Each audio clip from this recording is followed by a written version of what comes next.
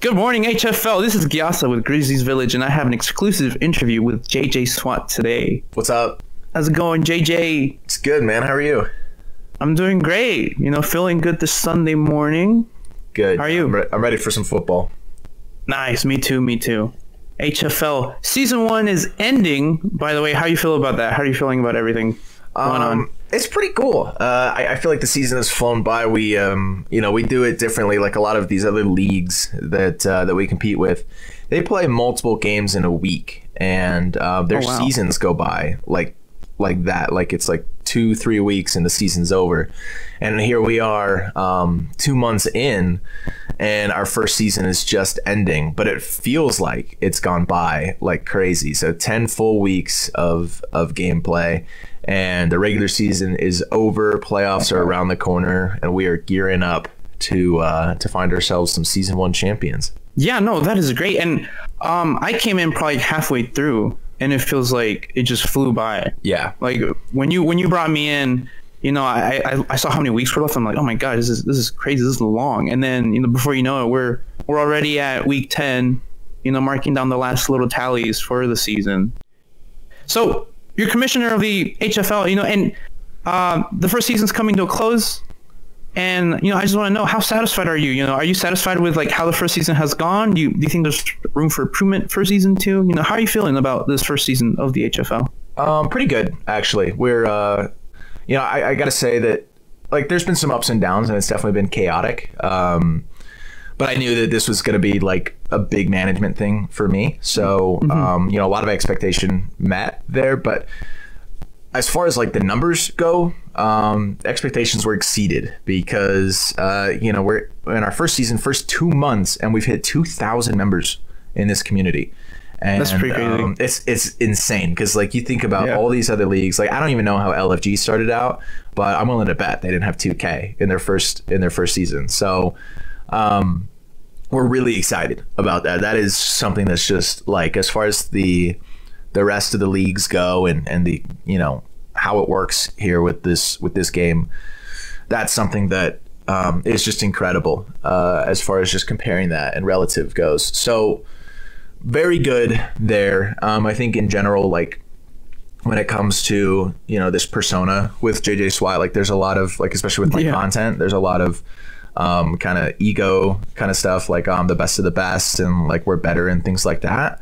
But when it comes to building a community like we've been able to do, I don't take that for granted. I stay humble about that, and I'm very, very grateful for everybody that has joined and made it what it is, and help it grow for sure.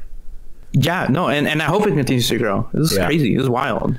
So I think there's a unique advantage with the streams, those are our biggest marketing things, just streaming and having all these people come in that have never heard of me or the league at all. They see this, they see the game, they see me commentating, and they're like, dude, I want to be on that. And so we get a lot of those. So that's that advantage that we have that those other people don't. And as long as I'm streaming the games and building this streaming community, you're doing a good job as well. You're bringing in those numbers as well, and they're coming in, and as long as that team continues to deliver, we're going to continue to grow at this crazy rate.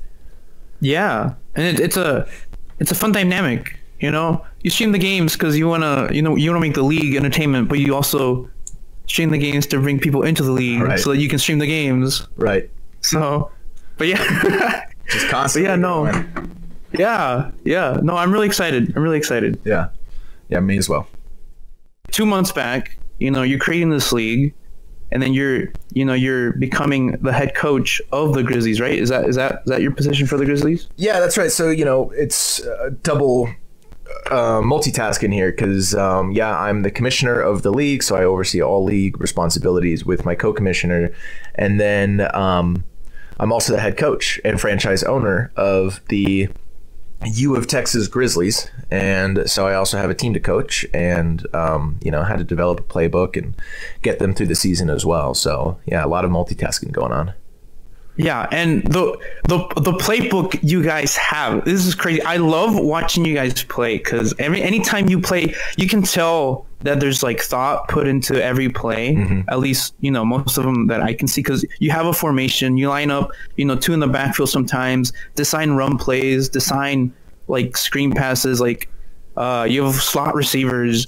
That's something that a lot of the league doesn't have. So like I quite enjoy watching the Texas Grizzlies play just because of that thought. And I know that there are some other teams that kind of show some structure, but definitely like my favorite part of football is the structure. So just like seeing that is like really exciting. Well, I appreciate you saying that, because it does go pretty unnoticed, and I think it helps drive our success as a franchise. And that's the other thing. A lot of other leagues, like the established football fusion community, they have VC plays where they'll do a walk or like a JP route and things like that. Like, I don't know all of the plays, and I don't care to know them because they were never written down and organized. It was always like knowledge that you had to pass down, and that was something where I spent some time in the LFG, and so this is where the league kind of got the inspiration from. Was LFG is this massive, it's the biggest league in football fusion. It's got like 16,000 members, and I would say overall it's a pretty unorganized and mostly toxic community, and it's it stems from football fusion as a whole. And in my time there, I would notice like these new players would come in, and like people have never been in a league before. And that was me as well. Like, everybody's a rookie at some point, right? Like, you always have to learn. There was a time in your life where you didn't know how to tie your shoes, and now you know. So there's always learning to be done, but learning wasn't encouraged in the league. So you'd come in and you'd be like, oh, I don't know what a JP is, and they're like, dude, are you dumb? Like, that kind of thing. And they don't teach you, and it's not like established. There's no playbook. There's nothing like, what do I do here? And I have to deal with children that are upset with me for like not knowing.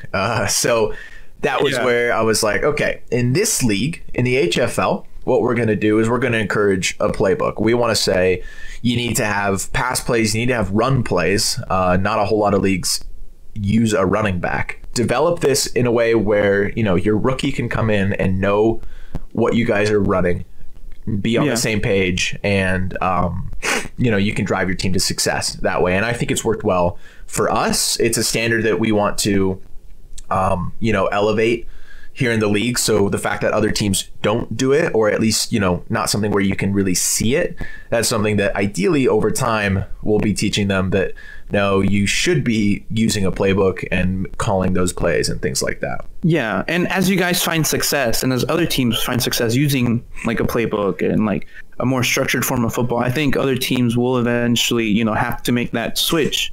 Yes. Otherwise, they're going to like be left behind. Because I agree. Structured football is always going to beat unstructured football, and that's the way with any sport, really. Like, yeah, I definitely look forward to the future of that. And then speaking of the future, for the Grizzlies, how are you building up this franchise to, be successful, not only for this season? Congrats, by the way. I'm pretty sure you guys made playoffs. Yeah, we do have a pretty solid record. And I won't reveal too much about the playoffs. I will, if you ask, I will leak one team today. But yeah.